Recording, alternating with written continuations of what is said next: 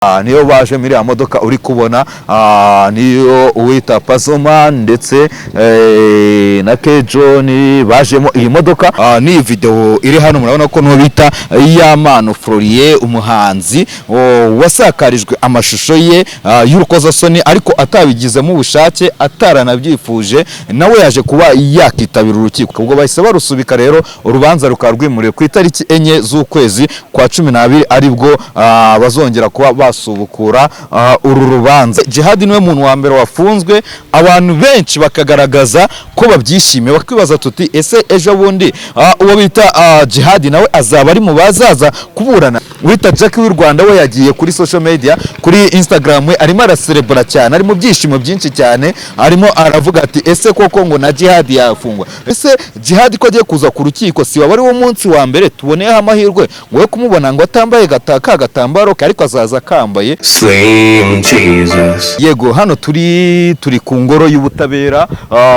rwa Kicukiro, hano akaba ari ku rukiko rw'ibanze rwa Kicukiro aho twaje mu rubanza aho hari kuba iburanisha ku ifungwa n'ifungurwa ry'agateganyo ko bita Patrick cyangwa se Pazzo kuri social media niko azwi, ndetse n'uwo bita Kejoni Kalisa John. So uyu munsi rero ku itariki 27 ukwezi n'ukwa 11 mwaka 2025 aho aba bombi baje kuba bakitabira urukiko, ndetse nimuza kureba ni video iri hano murabona ko no bita Yampano umuhanzi wasakarijwe amashusho ye y'urukozasoni ariko atabigizemo ubushake ataranabyifuje nawe yaje kuba yakitabira urukiko, aje kuba yaza ku rukiko. Ni ibintu rero byari bitari bizwi cyane kuko mu by'ukuri no mu rukiko uko baje kwiregura ari na mpamvu kuba rwatubikwa. Ikintu baje kuvuga rero bitewe nuko abiregura bakurikije impamvu zitandukanye. Uwo bita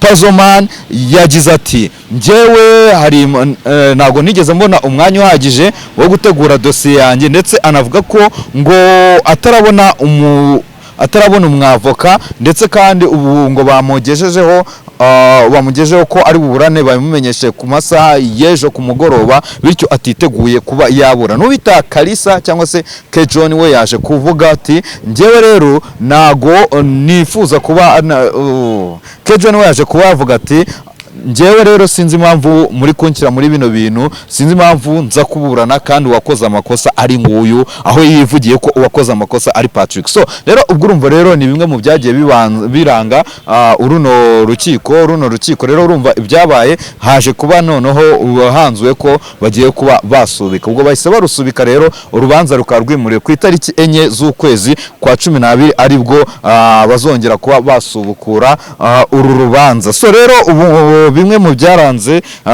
iyi kesi urumva yagiye izamo abantu benshi batandukanye. Ku ikubitiro haje kuba hafatwa uwitwa Pazzo cyangwa se Pazzo nkuko nahoze mbivuga, haza kuba hakurikiraho Kejoni Kalisa John, nyuma hakurikiraho undi mutipe umwe ngo nawe wari ukurikiranyweho kuba yarafataga amashusho ngo akayagurisha. Ejo rero ku munsi w'ejo ku ijoro ry'ejo uwitwa Djihadi, ku ijoro ry'ejo tariki 26 uwitwa Djihadi nawe yaje kuba yatabwa muri yombi. Yataye muri yombi nawe akurikiranywe nawe kuba yasakaza aya mashusho, ndetse kandi yafatanywe n'uwo bita Nesta. Bikaba biri kuvuga ko rero uwita Djihadi nawe muri kano kanya akimara gufungwa gutabwa muri yombi, abantu benshi rwose baje kuba bavuga bati uyu Djihadi rwose nubwo agiye nubwo afunzwe ariko birabaje cyane. So rero abantu benshi rero tukira aha ngaha nari ndi kuvuga rero kuri kesi ya Djihadi, mwabonye ko abantu benshi imihanda igiye itandukanye niwe muntu wa mbere wafunzwe. Djihadi niwe muntu wa mbere wafunzwe,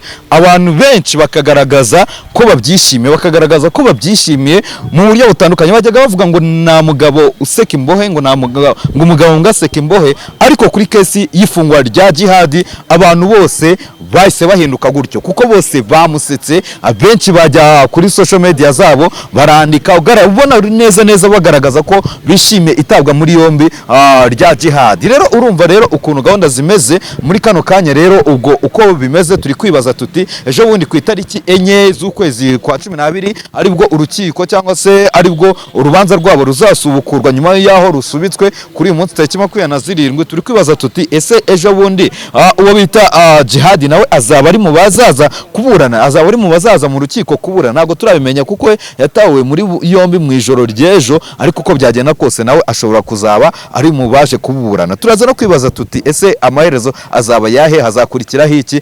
Kuko uwo bita John nimba we ku giti cye yaje kwafata umwanzuro akiregura avuga ati njyewe rero sinjye umunyamakosa n'uyu nguyu, akahita afata icyaha akacyubukira kuri Pazzo akavuga ati umunyamakosa n'uyu. Ndetse no mu rukiko hari akandi kantu kabaye, buri wese bagiye bamubaza ese wowe ukora iki? Uwo bita John yaje kuba yavuga ati njyewe ndi umu social media influencer. Kuvuga ngo ni umu social media influencer, biza kuba baramubaza ati ese social media influencer mu kinyarwanda ni iki? Aravuga ati njyewe ubwo nyine ndi umuntu influencer abantu. Uwo bita Pazzo nawe wamaje ukora iki? We avuga ko ngo ari manager w'abahanzi, bivuye ko ari manager w'abahanzi, amanaginga abahanzi. So rero ubu muri kano kanya nibwo rero urukiko rurangiye. Reka iriya modoka, ndakeka iriya modoka berekera iriya modoka niyo ubundi bajemo, niyo baje muri iriya modoka uri kubona, niyo uwita Pazzo ndetse na John bajemo. Iyi modoka muri kureba rwose niyo bajemo, niyo baje kuba baje nyine bagerejwe ku rukiko. Muri iyi modoka urabona ndetse na mugenzi we John baje kuba bakitabira muri kubona rwose. Urabona nuko nguko bimeze. Abantu bari kuvuga bati mu minsi iri imbere hano hajemo Pazzo ndetse na John, ubutaha hazazamo Djihadi, niko abantu barimo baravuga. Ariko mu by'ukuri bavuga ngo umugabo mbwa aseka imbohe, ariko bakanavuga bati abandi bakaba bati natwe Djihadi yaradusetse, natwe reka tumuseka. Nibyo bintu bari kwitwaza. Uwita Jackie we noneho wita Jackie w'u Rwanda we yagiye kuri social media, kuri Instagram we arimo araserebura cyane, ari mu byishimo byinshi cyane, arimo aravuga ati ese koko ngo na Djihadi yafungwa. Nuko ngo ibibazo bya abantu benshi barimo barabyishimiramo. Reka twitege ko mu minsi iri imbere uwo bita Djihadi azaba yaza ku rukiko. Abantu bakavuga bati ese Djihadi ko agiye kuza ku rukiko si waba ari wo munsi wa mbere tuboneyeho amahirwe ngo we kumubona ngo atambaye gatambaro ke, ariko azaza kambaye, kuko ntago bajya babuza umuntu kwambara, ntago azabuza umuntu kwambara, ahubwo biba ngombwa ko umuntu agakuramo iyo wenda icyaha cyamuhamye, kuko gutya bagikurikiranyweho icyaha. Iyo icyaha kimuhamye akamanurwa, akaba yakatirwa, akaba yajya nk'amageragere, wenda bikazaba ngombwa ko yahabaho ubujurire, akaba yagaruka ku rukiko. Yagarutse ku rukiko rero nibwo uza kuba wakongera kubona wenda atameze gutyo. Urumva abantu bari biteze kubona Djihadi muri iyo sura, ntago muzayimubonamo rwose, ahubwo dukomeze tumusengere, kuko abenshi bari kumurwanya, ariko still turacyari umubare mwinshi cyane, kuko yari umuntu w'abashu, yari umukunzi w'abashu, yari inshuti y'abashu, nawe wazanye akantu ngo kitwa abashu karafata. Rero ubwo urumva uko byagenda kose rero hano ku rukiko, uko byagenda kose rero ubwo urumva rero tube duhinnye ahangaha. Turaza kuba twagaruka mu kanya tubabwira ese bimeze biteka. Nshimire mwebwe twakomeje kubana, bifurize kugubwa neza aho muri mwese impande n'impande zitandukanye z'igihugu. Nitwa Slim Jesus, kora subscribe dukomeze tugendane 5 kuri 5.